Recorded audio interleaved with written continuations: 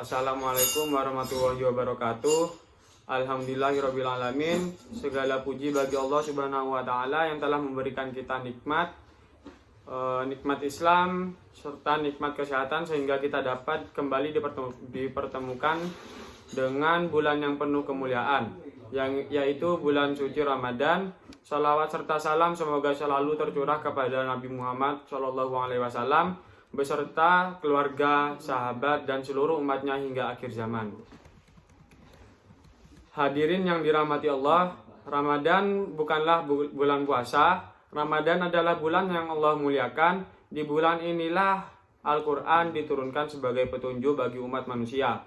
Di bulan ini pula pintu-pintu surga dibuka, pintu neraka ditutup, dan setan-setan dibelenggu.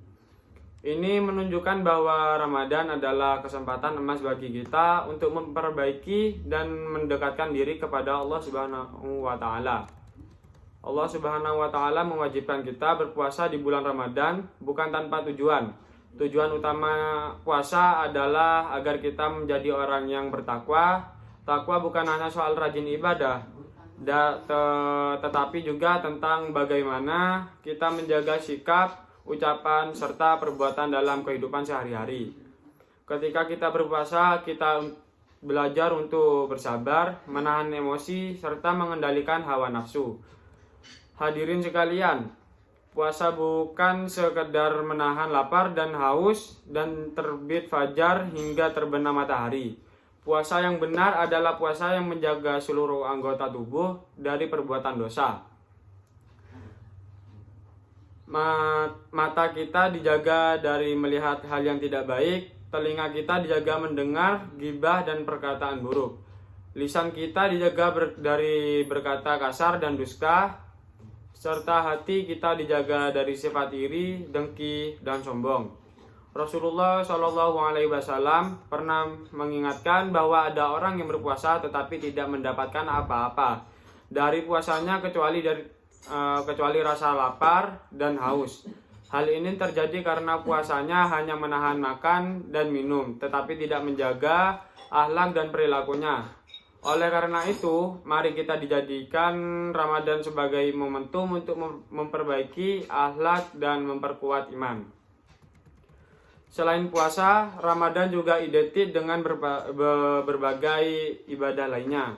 Sholat tarawih yang dikerjakan di malam hari melatih kita untuk lebih dekat kepada Allah.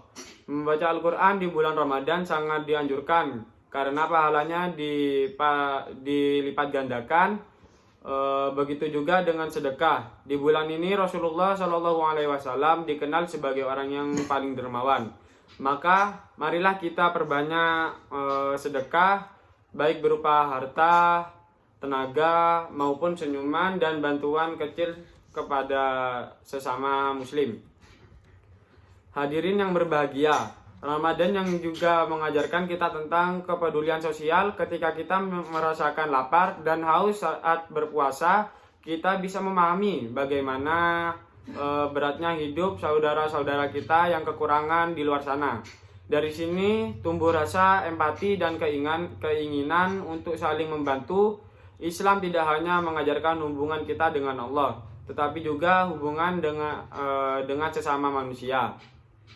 Selain itu, Ramadan adalah bulan pengampunan. Allah Subhanahu wa taala membuka pintu taubat selebar-lebarnya saat bulan Ramadan. Siapapun yang sungguh-sungguh bertaubat, memohon ampun dan berjanji untuk memperbaiki diri, maka Allah Maha Pengampun dan Maha Penyayang. Jangan pernah merasa bahwa dosa kita terlalu besar untuk diampuni. Justru Ramadan adalah waktu terbaik untuk kembali kepada Allah dan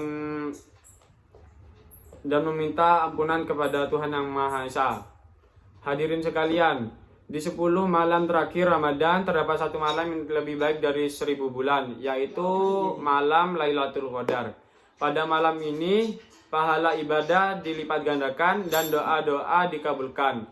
Oleh karena itu, marilah kita ditingkatkan ibadah di malam hari, di malam-malam terakhir Ramadan dengan sholat malam.